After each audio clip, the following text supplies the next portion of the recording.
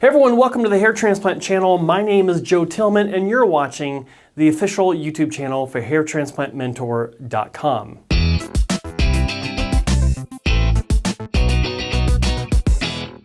Right, in this video we're going to be revisiting Hair Transplant Mentor Accepted Clinic Hattingen Hair and the informational or the hair transplant information series by Dr. Sever Muresanu, who's one half of the dynamic duo at Hattingen Hair, with the other half being his wife, Dr. Laura Muresanu. And in this video, we're going to be talking specifically, or he's going to be talking specifically about hairlines and temple points and how they work together. And I think it's an extremely important video, so I'm going to shut up, let you listen to this. I highly recommend you pay attention. I do have some comments at the end of the video, so stick around. Let's do it. Generally, the hairline should be addressed when the framing and the proper proportions of the face are no longer there. What is meant by that? Traditionally, one would say that the proportions, the golden proportion, the three areas of the face should be equal. So below your nose to below your chin is the same as below your nose, between your eyebrows, below your eyebrows, until your hairline. That is the golden proportion. The hairline can recede a little bit and still offer good framing of the face. The natural inclination of the hair growth, the natural angulation is from the back to the front. So when hair grows, it automatically looks a little bit lower, except if you put a ton of gel in your hair and you slick it back, that's when you see the true level of the hairline. But generally, if hair has a certain length, it'll look a little bit lower. In my case, for example, I guess my hairline would look somewhere around here, aesthetically. If I pull my hair back, there's at least centimeter to 2 centimeter difference to where the actual hairline starts and how it looks when my hair falls naturally. I don't comb my hair very purposely to the front to try to cover up that I have very, very minimal recession. It just falls like that. It's just the natural way it is. And I have connections. I could get this repaired every day here if I wanted to. I'm not going to do it because I think it looks very natural like that.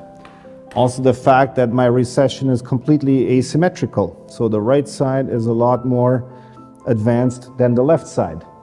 If you were to see me on the street, in all honesty, you wouldn't necessarily say that I need a hair transplant.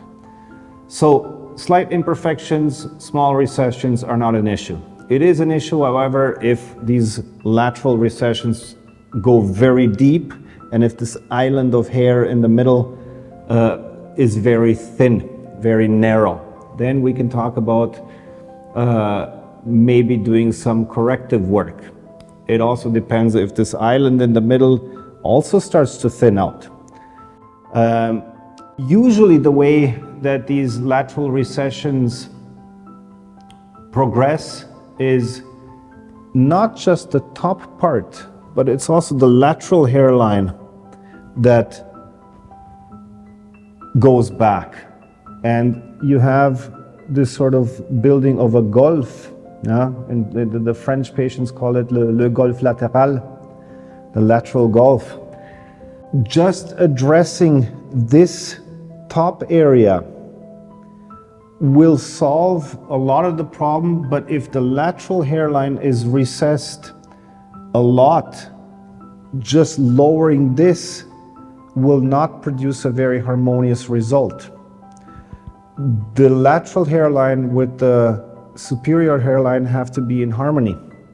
So if you have large recession here on top, lateral hairline that has receded a lot, just lowering this, straightening this out, will produce an unbalanced result. It may produce what some call it a triangular looking face because the side, the lateral framing is not there. So looking at this aspect is also important in getting balance in the framing of the face. Transplanting the temporal areas is a little bit tricky because the angulation is very acute. The direction, obviously, it has small directional changes as well. But what is of critical importance here is that we look at the curvature of the hair shaft. The hair is almost never completely straight. It always has a slight curve to it. And we can hit the proper direction and the absolute correct angle. But when we plant the grafts, if we don't look and if we don't consider the curvature of the hair shaft, you may get hairs that grow correctly and in the right angulation, but as soon as they get some length, they will grow outwards like this. So this is a very important aspect when transplanting the temple points. It may be by very strong lateral recession that it's more rational to reconstruct some of this, and the amount of grafts that is needed here is a lot lower than what is needed here. Because of the strong angulation, hair covers skin very well because of this downward direction and this very acute angle. So the return on investment can be very good in addressing the lateral aspects of the hairline. Now, this of course needs to be put into the context of the larger problem here on top and of future hair loss.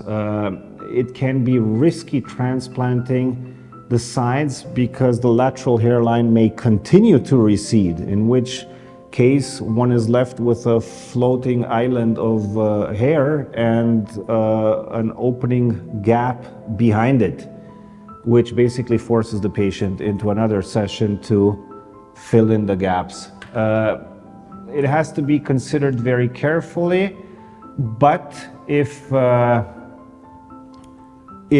deemed necessary and acceptable, it can produce very good results and very pleasing aesthetics. Right. Another fantastic presentation by Hair Transplant Mentor accepted member Dr. Sever Muresanu. And if you like this presentation, do not forget to hit that like button. I need the support. And of course, subscribe if you're not subscribed and ring the bell for all notifications because more of these videos are coming out. And I think that this is an important video in this overall series by Hattingen Hair because temple points are such an overlooked subject when it comes to how clinics address hairlines, and far too many temple points are screwed up. Far too many clinics overpack them. They don't understand the shape, they don't understand the angle and direction in relation to the greater hair direction and angle on the scalp. That's another subject I might talk about in my own video, but this is important. And I look at temple points. You might have seen that overlay where it's talking about how density is not really necessary for a good temple point. Well, that's true, because if you look at a patient that's very bald, you don't need a lot of hair to frame the face and to make a big difference. And it's the same thing with temple points. If you have no temple point, you don't need a lot of hair to create a temple point and give the balance to the profile that is so important. So that's that. I'm out of here.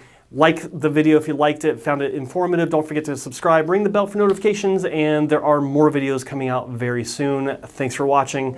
Out of here. Peace.